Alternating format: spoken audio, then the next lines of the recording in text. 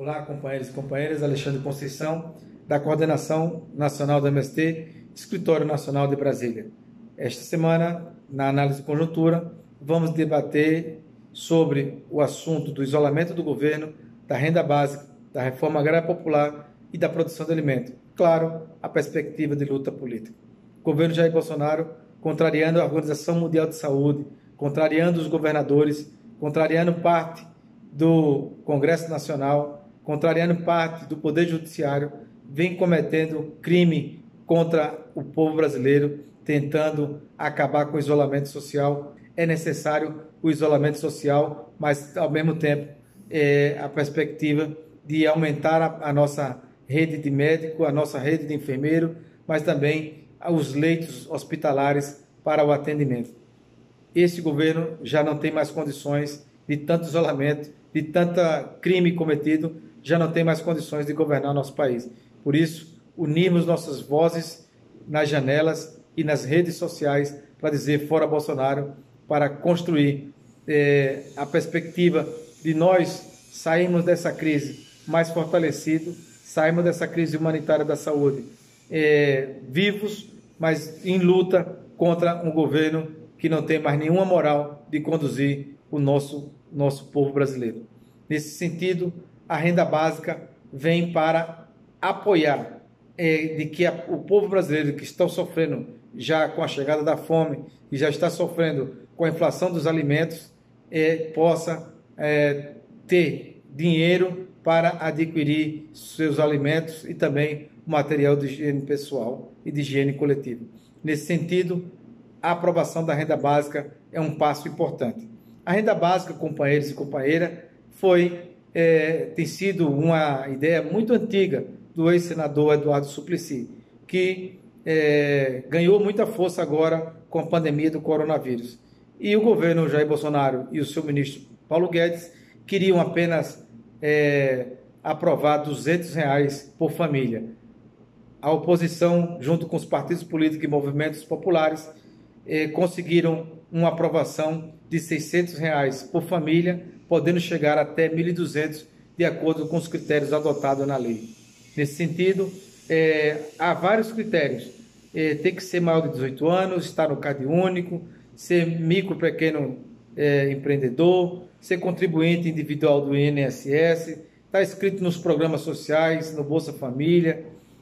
Até 2 pessoas por família podem ter acesso a esse recurso, ou seja, até R$1.200 para aquela mulher que tem e cuida sozinha da família, dos filhos, ou seja, é uma renda de que nós conseguimos aprovar na pressão política, aumentar de R$200 para R$600, mas que precisa, através desses critérios, precisa ser de imediato paga por esse governo. Que nessa semana, então, eles lançaram um aplicativo para o cadastro, e nesse cadastro nós temos que ter muito cuidado para não entregar os nossos dados e não entrar em golpes, porque aparece muito golpista nesse momento. Portanto, é momento de, nos assentamentos, nos acampamentos, nós ouvimos a orientação do movimento, a orientação dos nossos dirigentes, de como se cadastrar através do aplicativo e fazer a nossa vigilância permanente para que esse recurso chegue à mão dos trabalhadores, dos acampados, de todos os trabalhadores que devem ter acesso efetivamente a esse recurso. O governo está criando um calendário, disse que essa semana não pagou a ninguém ainda, mas disse que essa semana deve iniciar a primeira parcela para quem está no Cade Único.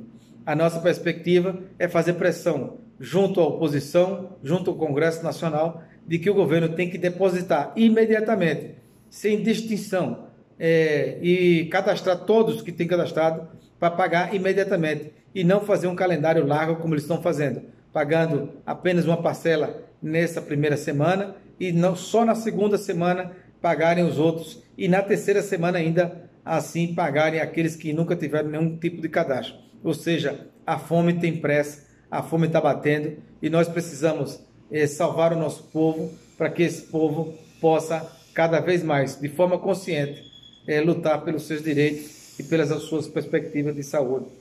Nesse sentido, companheiros e companheiras, o Renda Básica é uma conquista do povo brasileiro, dos trabalhadores, e nós vamos exigir o pagamento imediato desse processo. Companheiros, há tempo a reforma agrária popular está paralisada.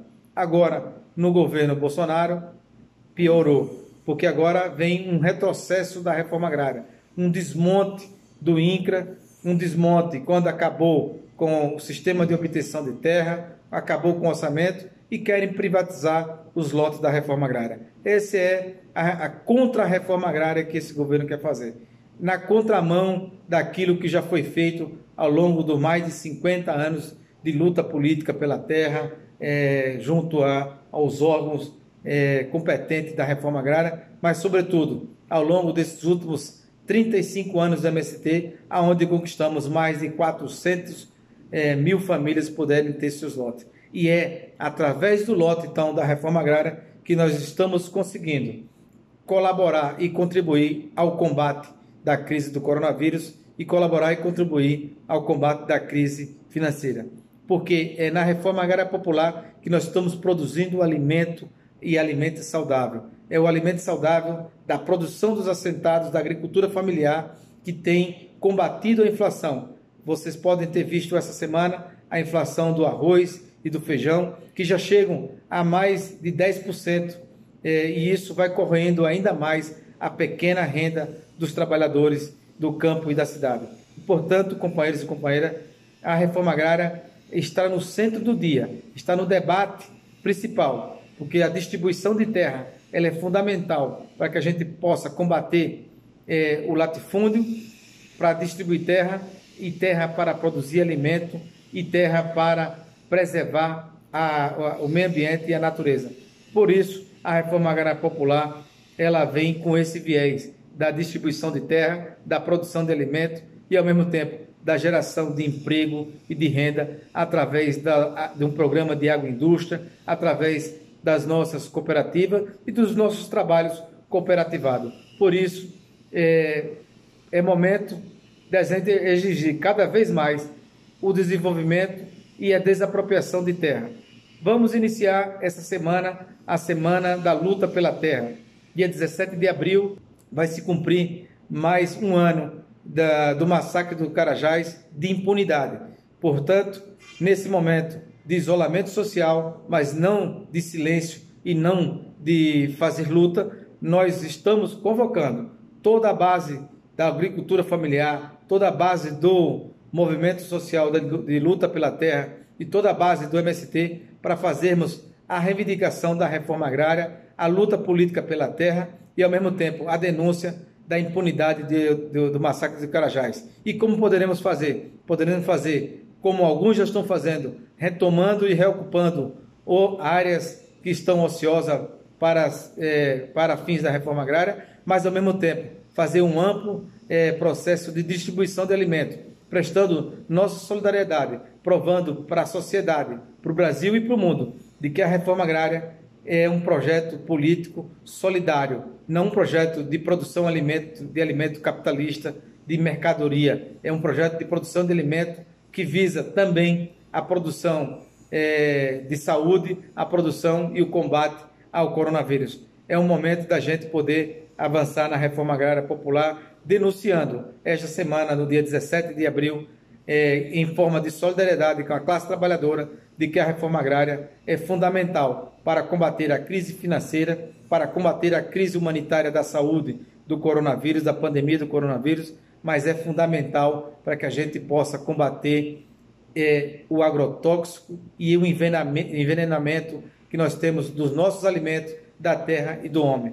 Companheiros e companheiras, viva a reforma agrária popular e viva os agricultores familiares e os assentados da reforma agrária, que produz vida, que produz cultura e produz alimento saudável para todo o povo brasileiro. E estamos prontos para contribuir para que o Brasil saia dessa crise ainda mais forte e fortalecido com o governo Bolsonaro cada vez mais fora desse processo.